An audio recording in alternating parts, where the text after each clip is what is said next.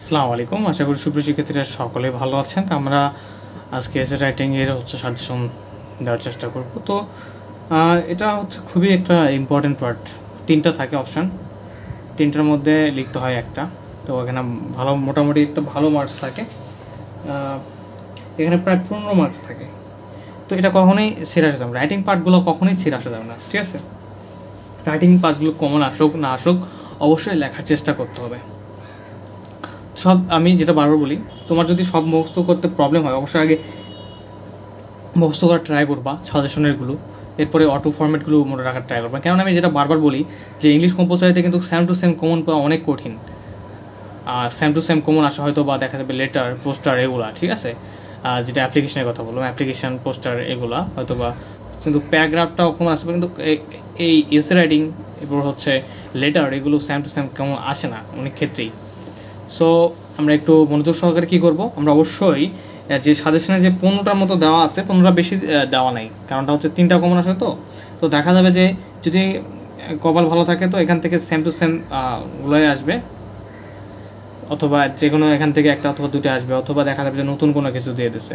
সেক্ষেত্রে free hand রাইটিংটা ভালো মতো আয়ত্ত যারা আছে তারা বেস্ট ভালো করতে পারে, অথবা অটো ফরম্যাট ইউজ করে তাদেরকে এটা ভালো করার ট্রাই করতে হবে। ওকে, তো প্রথমত দেখি natural climates in Bangladesh. Okay, 1 number. 2 number drug addiction.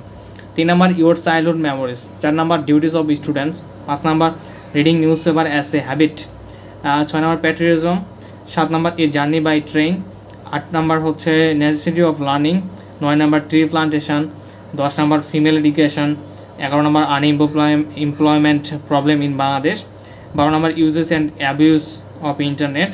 13 number gender discrimination in Bangladesh.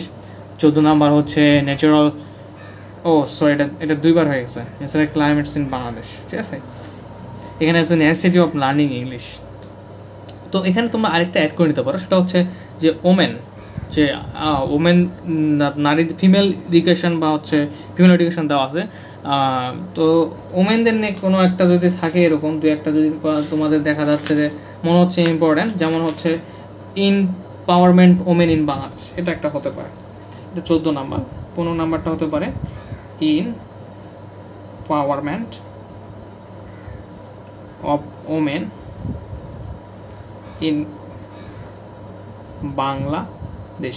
তবে ডিজিটাল বাংলাদেশ বা শেখ মুজিবুর রহমান বা ইন্ডিপেন্ডেন্স ডে, এগুলো ইম্পর্টেন্ট হতো যদি আমাদের আগের সরকার যদি আমাদের থাকতো সেক্ষেত্রে। তবে আমাদের এখন যেহেতু সরকার চেঞ্জ হয়ে গেছে, সো এই যে প্যারাগ্রাফ থেকে শুরু করে রাইটিং অংশ বলো বা প্যাসেজ অংশ বলো, এখানে মুক্তিযুদ্ধ বা এগুলো নিয়ে আসার সম্ভাবনা খুবই ক্ষীণ। ওকে, তো অল দ্য বেস্ট, সকলে এগুলোর উপরে ভালো একটা প্রিপারেশন নেওয়ার চেষ্টা করবা। Thank you.